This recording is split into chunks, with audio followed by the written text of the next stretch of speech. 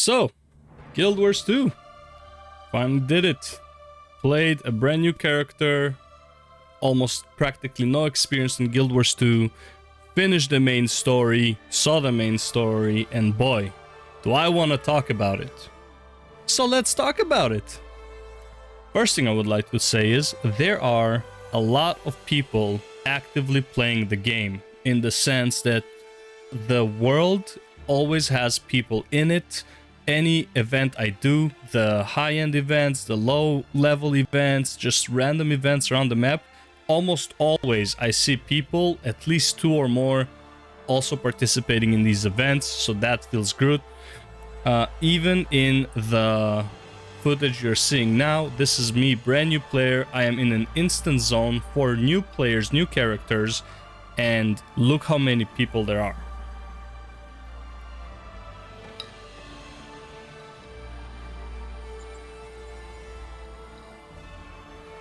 First thing I would like to say about the story, and this is a bit of a spoiler, the game does a fantastic job of portraying what dragons are, why you should be afraid of them, and what badasses they are, and how badass it is to fight them. This is what a badass dragon looks like. Dum, da, da, dum. Oh shit. Where was he hiding? Nice tongue. Or even this is what I would think a dragon looks like, or looked like.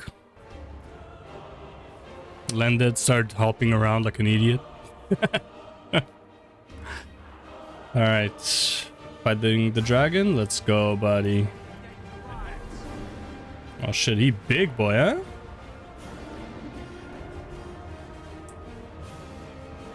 And then we have some games that portray dragons like this. Do you think I have big mom energy? Fucking. But let's move on, shall we? I don't want to stay here all day shit about stuff that should be shat on.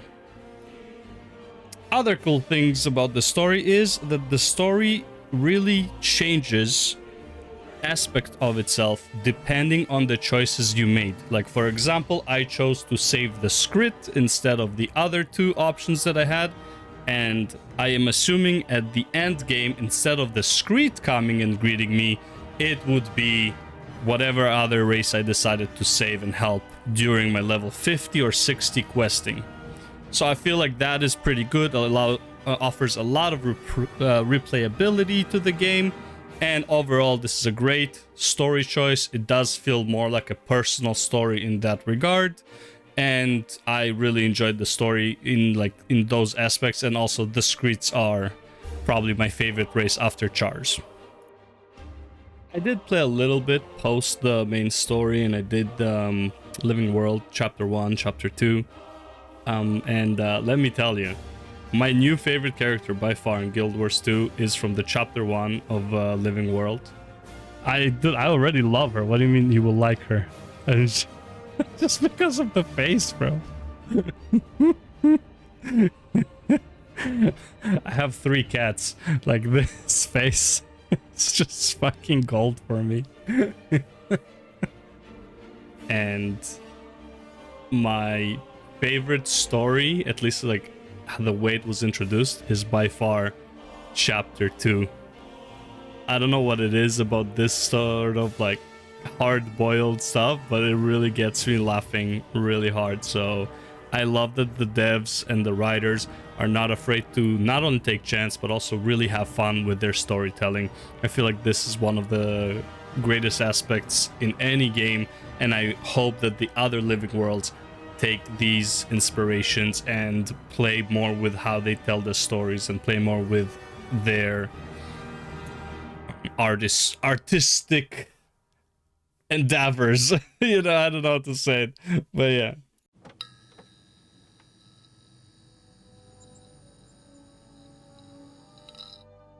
Now then, let's talk gameplay. And when we're talking gameplay, the main issue at hand always is combat. And unfortunately, the combat in Guild Wars 2 doesn't feel too good.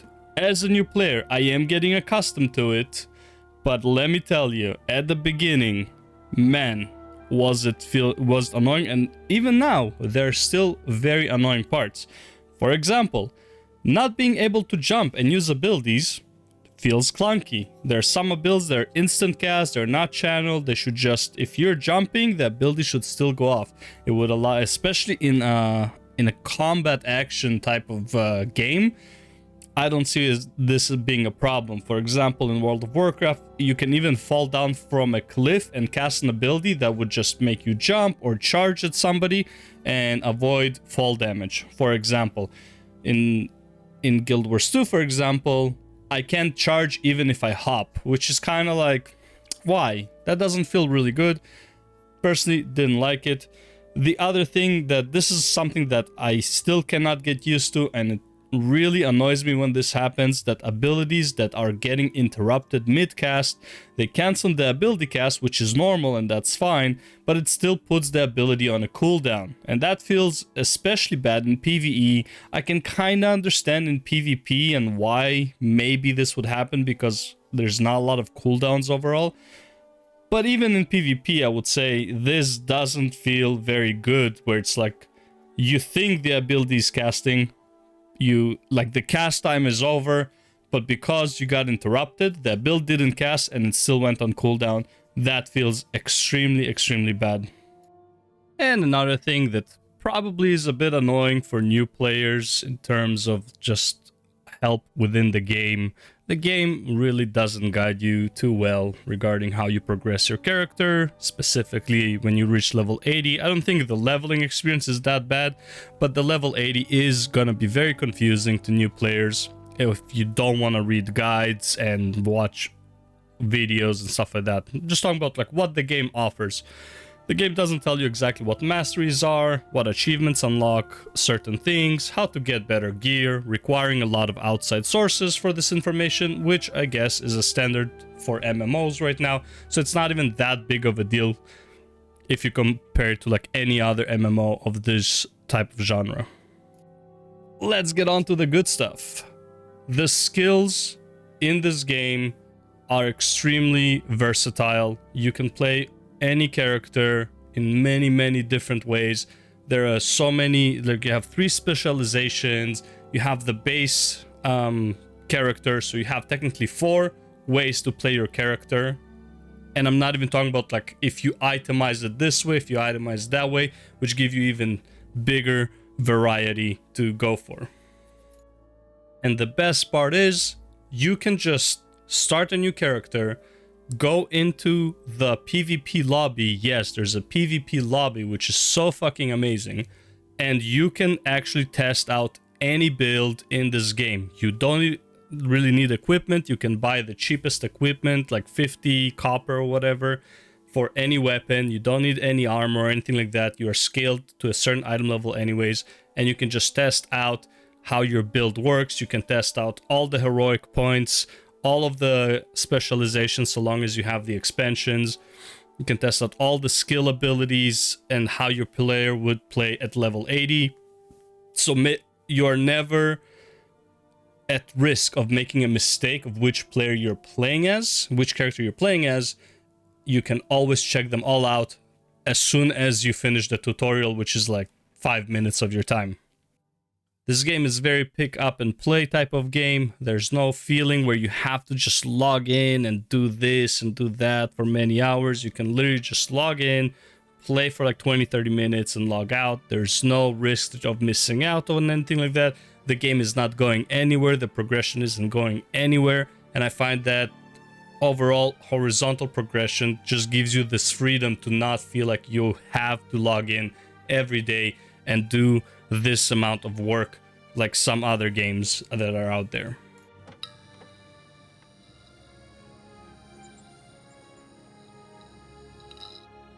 Oh boy, UI, where do I begin? If there's anything that I really have a critique on, it would be the UI. My biggest issue with UI by far, and with the whole game honestly, it's for the most part nameplates and overall the ability to tell which enemy you're targeting. Specifically, when there's 4 or more enemies and there's shit to dodge and there are mechanics to do, it is really hard to tell who the F I am even trying to hit. It's very chaotic. It's impossible to tell which mob or which player has what buff or debuff, how to play around that, stuff like that. I don't know how relevant this would be to know buff debuffs on enemy players. However, looking at a lot of my skills, there's a lot of my skills that will steal buffs, a lot of my skills that will put some debuffs, and would be great for me to be able to even see what those are on the enemy player. Another thing that was extremely annoying to me when I just started, I would say for the first 40 levels or so, because you do kind of start getting the hang of it, would be the map. It is really hard to know where you need to go for daily achievements when the game just tells you, oh, it's located in this location. I don't know where this location is. Meanwhile, this location is inside of another location that is indicated on the map. Sometimes it is the level that is appropriate to me. For example, all of the events, the level 15 events, I think there's 3 or 4 of them. All of those level 15 events, I did not know how to get to them through the game. What path I should take, what's the closest zone, where it's even located. Really, really hard to tell. I wish there was like pins or something like that, similar to how Final Fantasy does it, where you have categories. So you put a category, or maybe the event would direct you to where it is on the map and show you the closest waypoint that you have available. Anything like that to help players reach their destination. I get it, later on this is not even a big deal because you get to learn the map, you know the zones and all that stuff. I get it, but for me as a new player, this was annoying as hell to the point where I almost just rage quit because I was like, fuck do I get here? Obviously I just went on Google and found it. Even on Google was a pain in the ass to find it. I know you can /wiki and type the name and you'll probably get all the information you need, but let me tell you, the map definitely could use some UI adjustments to make it a lot more accessible for new players. And last but not least, I wish there was a better indicator for when you are stunned or CC'd. I get it, you can tell if you're stunned or like if you're knocked down or anything like that. You can tell by looking at your character. But guess what? If there's a swarm of enemies on top of you, or you got knocked back into a swarm of enemies, you cannot see where you are standing. I know you can look at the skill cooldowns and that will tell you, it's like, okay, all the skills are on 3-second cooldown, means I'm stunned for the next 3 seconds. I just wish you could make an indicator approximately in the middle of your screen that tells you this effect is happening on you. Not for all debuffs, but specifically for the ones that make you lose control of your character.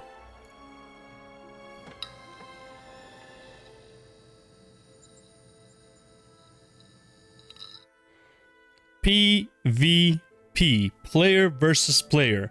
And this category, this game style, is the one I usually hate the most in any mmoRPG I've ever played.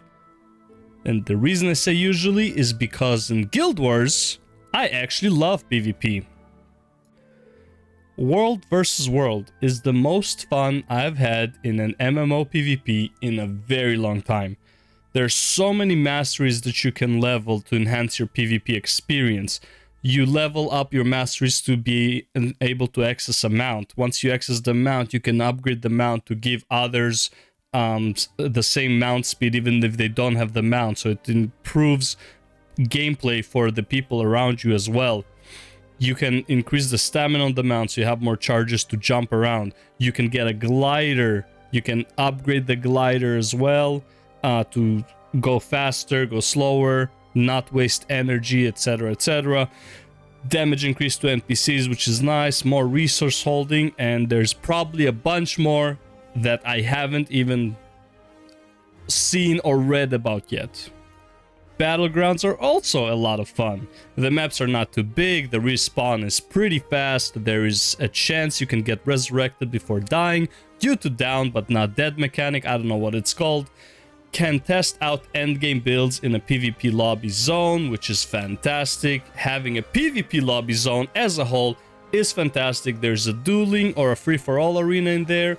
It has active target dummies that basically are player characters but NPCs. They use the same abilities that players would.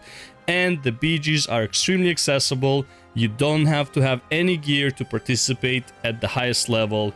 You can buy the cheapest axe, the cheapest sword, and just go into battle. You already have the necklace unlocked. Well, most of the necklaces, I believe, are unlocked. The sigils, I believe all the sigils are unlocked. And the runes, which is basically the set you can apply to your gear, most of them, a lot of them are unlocked. And there are some that are you need to pay 5 gold for to unlock, but not even that big of a deal.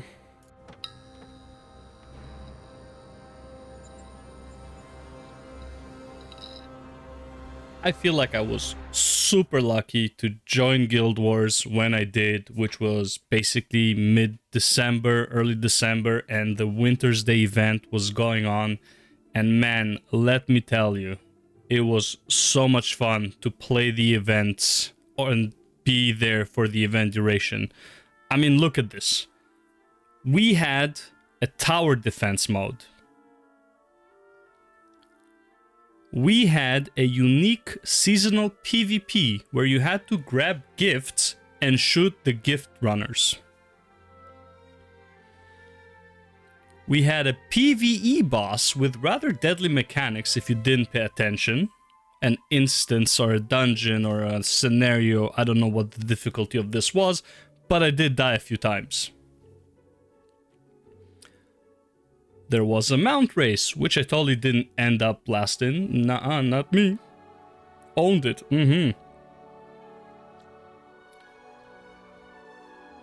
You could have just been leveling and exploring the world, and out of nowhere you end up in a massive snowball fight with random players anywhere in the world because you passed by a zone where a bunch of players were just throwing snowballs at each other.